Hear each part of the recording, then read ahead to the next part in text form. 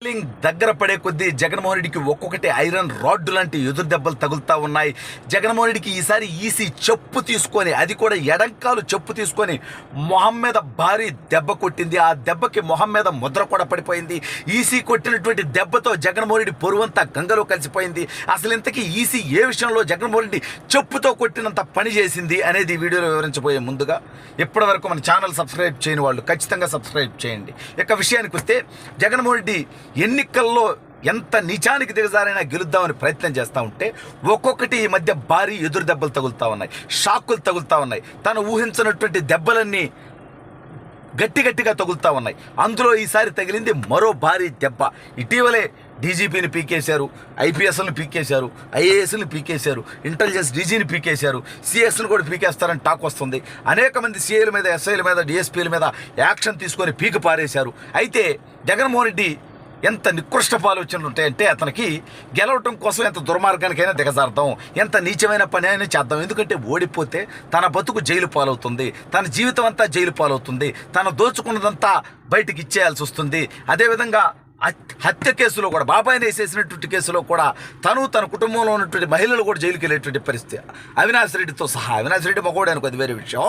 But ఇప్పుడు జగన్మోహన్ రెడ్డి ఒక నికృష్టపు ఆలోచన చేస్తే దానికి ఈజీ భారీ బ్రేకులు వేసింది. ఏందా నికృష్టపు ఆలోచన చెప్పు బీవీఆర్ తొందరగా అంటారా? ఎస్, జగన్మోహన్ రెడ్డి ఇప్పుడు ఏ నెల నడుస్తుందండి? మే నెల నడుస్తూ ఉంది. డేట్ ఎంత? 9వ తేదీ నడుస్తుంది. అయితే ఒక నికృష్టపు ఆలోచనకి జనవరిలోనే అతను ప్లాన్ చేసేసాడు. ఏంటయ్యా అంటే, ఎన్నికలకు ముందు ప్రజలకు డబ్బులు ఇవ్వాలి. ఓటర్లకి, జనరల్ కానీ పార్టీలు పోస్తాయి కదా బీవీఆర్, నువ్వు ఏదో సబ్జెక్ట్ చెప్పబ్బా అనొచ్చు. అది కాదు నా స్వామి, ఎన్నికలు మే 13వ తేదీ కదా, అంటే మే 12వ తేదీ జనాల అకౌంట్లో డబ్బులు పడే విధంగా. ఏందది అంటే, కొన్ని పథకాలు ఉన్నాయి. అవి ఎప్పుడో బటన్ నొక్కాడు. ఈ పనికిమాలినోడు చెప్తాడు, బటన్ నొక్కిన ఏమైనా నొక్కాను సిగ్గుమాలినడా? ఈ రాష్ట్రానికి ఏమన్నా నువ్వు ఆదాయం పెంచి బటన్ నొక్కావు? నువ్వు నాకు అర్థం కట్లా. లక్షల కోట్ల అప్పులు చేసి 13 లక్షల కోట్ల అప్పు. సిగ్గులేనోడా? ఎవరు కట్టాలి? ఈ రాష్ట్రంలో డీజిల్ రేటు అత్యధికంగా ఉందంటే కారణం ఎవడు?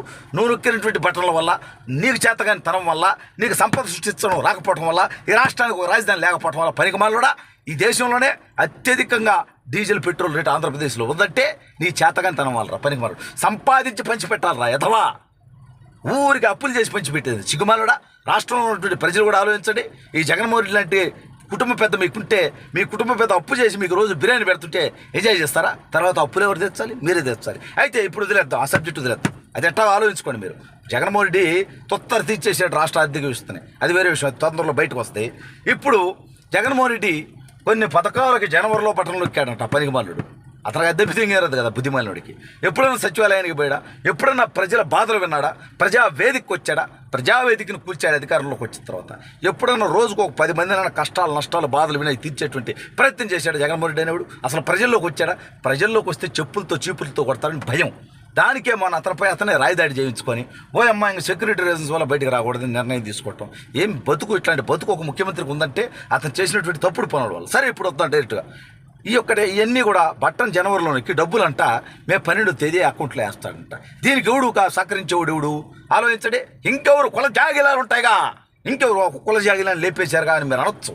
ఏది కసిరెడ్డి రాజేంద్రనాథ్ రెడ్డి అనేటువంటి జగన్మోహన్ రెడ్డి బానిసని డీజీపీగా తీసేశారని మీరు అనొచ్చు.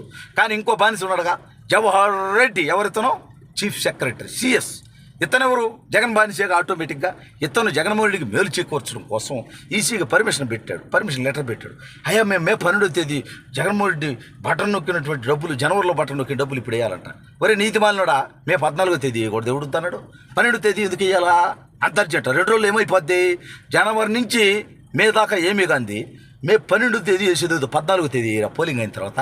అంటే పోలింగ్ ముందు జనాలకు చిల్లర వేసి, మళ్ళీ జనాలను మోసం చేసి, ఇంకోసారి గెలిస్తే 5 సంవత్సరాలు ఈ రాష్ట్రంలో అరాచకం చేయొచ్చు అనేటువంటి నికృష్టపు ఆలోచన కలిగినటువంటి భారతదేశ చరిత్రలో మొట్టమొదటి చిట్ట చివరి దౌర్భాగ్యపు ముఖ్యమంత్రి ఇతనే మిగిలిపోయేటువంటి అవకాశం ఉంది.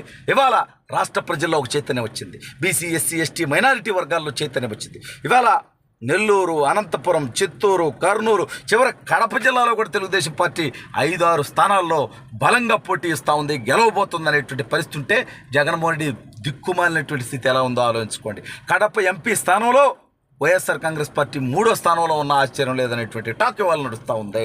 షర్మిల గెలవచ్చు, లేదంటే 2వ స్థానంలోకి రావచ్చు అని టాక్ వస్తూ ఉంది. పులివెందుల్లో జగన్మోహన్ రెడ్డికి టైట్గా ఉన్నట్టు పరిస్థితి తేలిపోయింది వాళ్ళ. ఇక నెల్లూరు నుంచి మొదలైతే నెల్లూరు, ప్రకాశం, గుంటూరు, కృష్ణా, ఈస్ట్ గోదావరి, వెస్ట్ గోదావరి, విశాఖపట్నం, విజయనగరం, శ్రీకాకుళం వరకు తెలుగుదేశం పార్టీ సైకిల్కి స్పీడ్ బ్రేకర్లు కూడా అడ్డం వచ్చేటువంటి పరిస్థితి లేదు.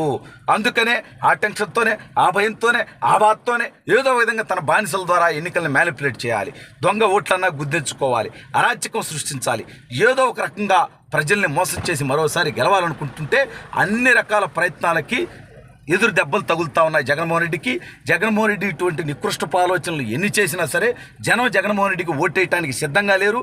ఈసీ జగన్మోహన్ రెడ్డి ఊహించినటువంటి విధంగా ఇవన్నీ కూడా మే 12వ తేదీ నువ్వు ఎప్పుడో జనవరిలో బట్టలు నొక్కితే మే 12వ తేదీ ఆ డబ్బులు ఇవ్వటానికి లేదు, కావాలంటే పోలింగ్ అయిపోయిన తర్వాత ఇచ్చుకోమంటూ ఈసీ తేల్చి చెప్పేసింది.